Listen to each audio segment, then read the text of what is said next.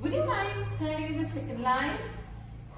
Asked my primary class teacher on the day we took up a class photograph. I, in my 6 years old tiny size, did not understand why. Contest chair, honorable panel of judges, ladies and gentlemen. It took me a fraction of a second to realize. She asked all the pretty girls to come and stand in the front, and I realized that I was pushed back because I was big and dark. From that day on, I refused to go to school on the days we took our class photographs because I didn't want to be the girl who stands at the back.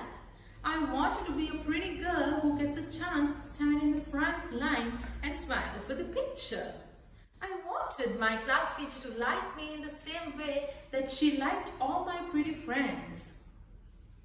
When I was in grade 8, I used to sit at the back row because my legs needed a lot of space when compared to the others. One day, as I walked into the class, I was able to see the girls who are seated right in front of me, pushing the tables backwards to block my area and to make me feel uncomfortable. When more than half of the class was supporting and laughing, only one girl who was sitting in the front stood up and asked me to take her seat.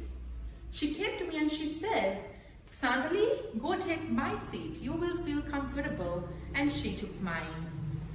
Even the teacher felt so bad for not taking an action against what those girls did to me. She even called me at night and she apologized.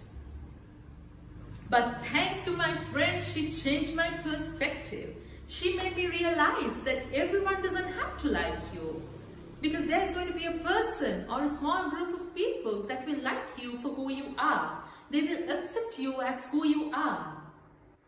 Recently, I applied for an internship, and on the day of the interview, there were girls and boys of the same age, and they were dressed really well. They had their own ways of presenting themselves.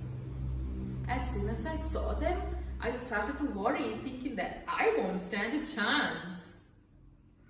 A week later, I got a call from the company. They called and they said that I've been selected. I am the only one who has got the chance out of all of them. And at that moment, I realized that I got in because I was being myself. I was being honest and I did not pretend to be someone else. So it doesn't matter if you're fair, you're pretty or you're tall. If you have all that, that's great.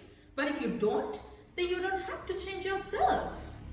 All we need to realize is that each and every one of us have a purpose in life. And if you're a model, yes, it's a must to have all that. But if you're not, you don't have to try to be one. Because one day you might be the CEO of a company who does all the fashion runaways. You might be the person to pay all these models. Do things to impress yourself. You don't have to impress anyone else.